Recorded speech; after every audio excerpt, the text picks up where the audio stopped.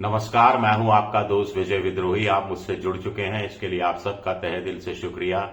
अगले 8-10 मिनट आपसे जुड़े रहने की कोशिश करूंगा। लोकसभा में राहुल गांधी तो स्पीकर साहब आप ही बता दीजिए क्या बोलना है, मैं वही बोल लूंगा।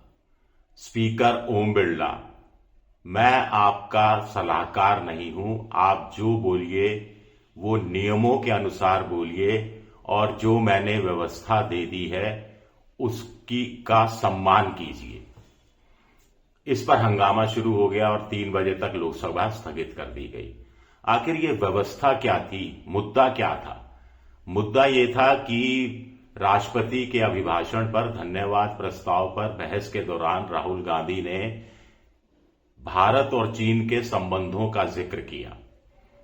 वो बताना चाह रहे थे कि 2020 मई, जून, जुलाई, फिर अगस्त में जो लद्दाख का जो बॉर्डर है, LOC, line of actual control चीन के साथ, वहां पर गलवान में, डोकलाम में, कैलाश ब्रिज पर जिस तरह की हरकतें चीनी सेना ने की थी और भारत का जो रवैया रहा था, उस पर वो जिक्र कर रहे थे general chief of army staff general M Naravane, Manoj Naravane की अप्रकाशित किताब का नाम था 4 स्टार्स ऑफ डेस्टिनी, जो पेंगुइन ने छापी थी, लेकिन भारत सरकार के रक्षा मंत्रालय ने इसके प्रकाशन पर रोक लगा दी थी। अभी तक फैसला नहीं हुआ है।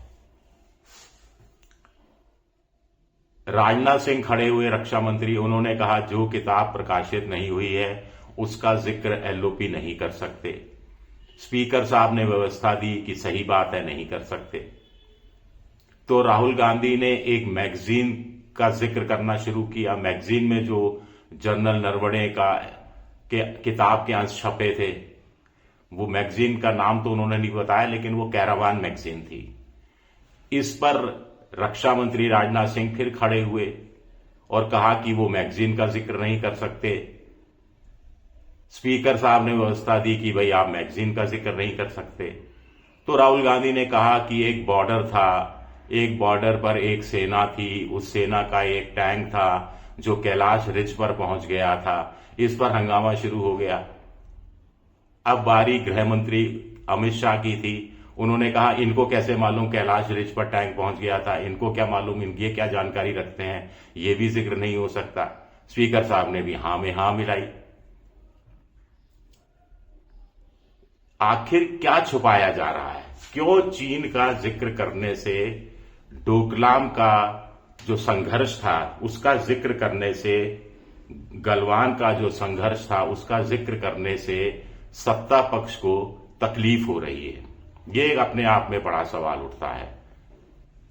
इस पर बात करेंगे, लेकिन जो जिक्र करना चाहते थे, जो कैरावान मैगजीन ने लिखा था, कैरावान मैगजीन में जो ये लिखा गया है नरवणे की जो अप्रकाशित किताब का एक अंश, उसमें कहा गया था कि लेफ्टिनेंट जनरल योगेश जोशी ने 31 अगस्त 2020 को रात 8:15 बजे फोन किया, जो उस समय लद्दाख एरिया में तैनात थे, कि चीन के टैंक रेचिन लॉ की तरफ तेजी से बढ़ रहे हैं, क्या किया जाए, और कैलाश रेंज की तरफ बढ़ रहे हैं जिस पर भारत का आधिपत्य था और वो हाइट पर था कैलाश रेंज।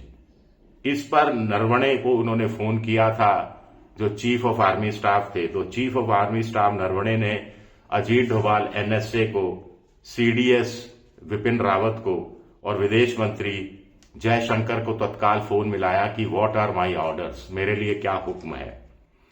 कहा गया not to open fire till cleared from the very top. जब तक सबसे ऊपर से क्लियर नहीं होता, सबसे ऊपर यानी स्वाभाविक है प्रधानमंत्री, तब तक आप कोई गोलीबारी नहीं करेंगे। रात 9:10 पर लेफ्टिनेंट जनरल योगेश जोशी फिर फोन करते हैं कि चीन के टैंक हमसे सिर्फ 1 किलोमीटर दूर रह गए हैं, क्या किया जाए।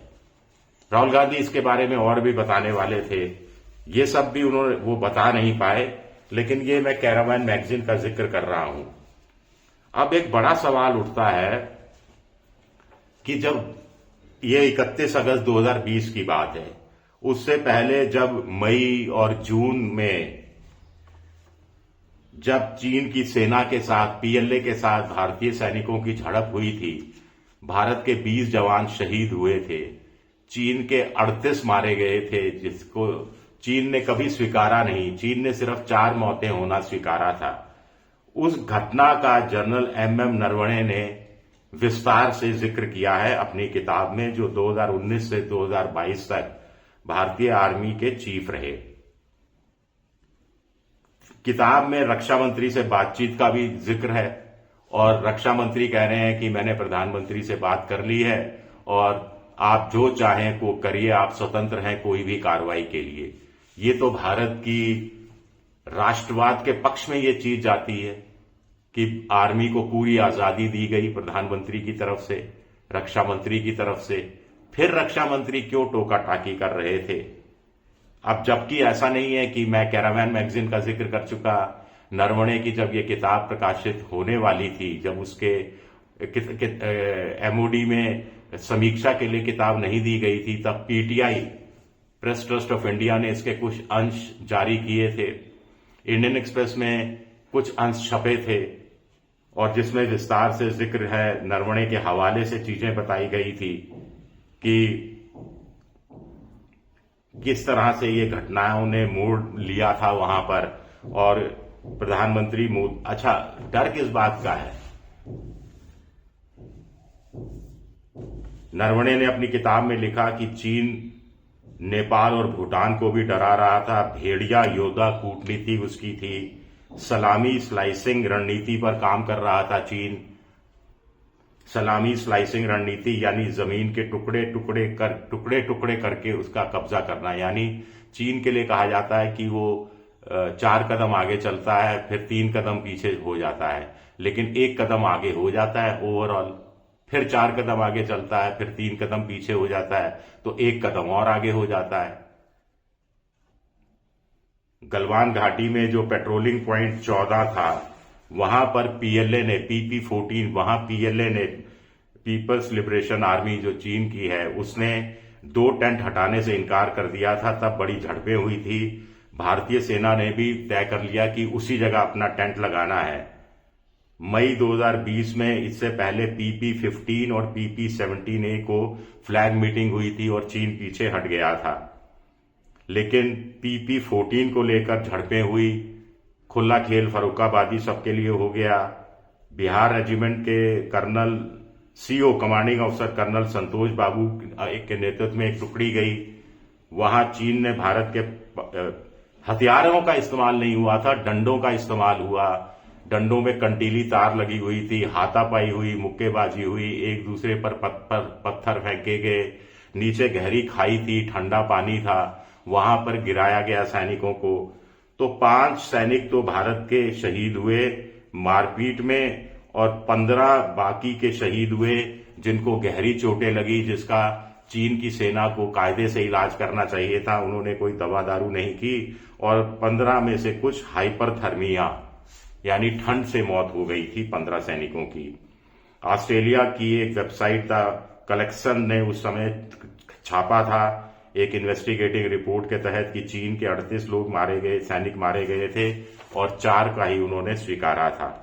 अब बड़ी दिक्कत क्या है सत्ता पक्ष को? एक तो चीन से भारत शायद संबंध अपने और तेजी से सुधारना चाह रहा है, शी जिनपिंग को भारत नाराज नहीं करना चाहता। और फिर ये जो नरवणे की किताब है उसमें साफ साफ जाहिर होता है कि चीन की सेना भारत के पेट्रोलिंग वाले इलाकों में किस कदर अंदर घुस गई थी और कैसे उनका टैंक कैलाश रिज से सिर्फ 1 किलोमीटर की दूरी पर रह गया था।